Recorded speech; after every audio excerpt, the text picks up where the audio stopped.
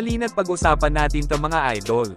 Noong 2022 to 2023 season ay hindi na talaga nakapaglaro si Lonzo Ball na sa kanyang ikatlong surgery sa tuhod ay sinabi niya sa media na hindi niya kayang umakyat sa hagdan ng hindi nakakaramdam ng sakit, so parang malabo na atang makabalik pa si Lonzo Ball. Nakuha niya kasi ang injury sa tuhod noong January 14, 2020 pa, kung saan ayon sa report ni Shams Charania ay na-diagnose nga daw ito ng meniscus tear sa kanyang kanang tuhod na kailangan idaan sa evaluating treatment.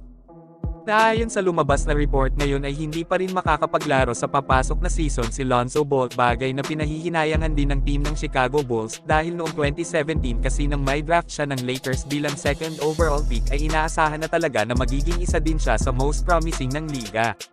At nakapaglaro lamang siya ng 35 games sa Chicago mula nang i-trade siya galing sa Pelicans bago ang 2021 season, na sa ngayon ay may 4 na taon pa siyang kontrata sa Bulls with $85 million na extension. Nasa part naman ng Chicago Bulls ay lugi na sila dito dahil sa kanyang malalang injury sa tuhod, at hindi rin pwedeng magamit na asset pang trade dahil wala din papayag na team na kumuha ng player na may injury.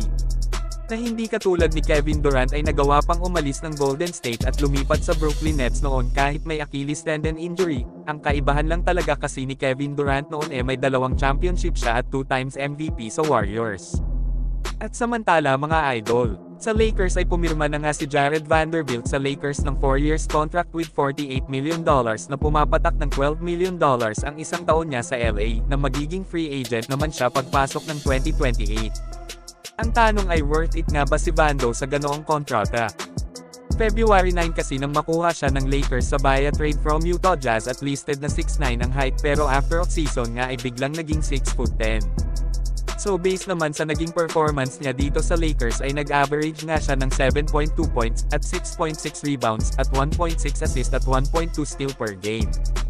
Na mostly talaga ang inaasahan ng Lakers sa kanya ngayon ay ang kanyang depensa, dahil bibihira din sa NBA ngayon ang katulad niyang may height na 6'10", at mabilis na kayang sabayan at i-lockdown ang katulad nila Stephen Curry, Ja Morant at Luka Doncic, na ayon nga sa sinabi noon ni Coach Darvin Ham ay talagang nagwastuhan niya ang pagiging versatility defender ni Vando.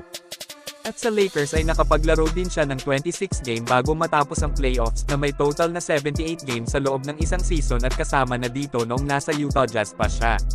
So nasa coach na kung bibigyan niya ng mahabang oras si Vando. Sa last season niya kasi dito sa Lakers ay may average siya ng 24 minutes per game, dahil sayang naman ang pagiging primary defender niya sa Lakers kung ibabangko lang ni Coach Ham.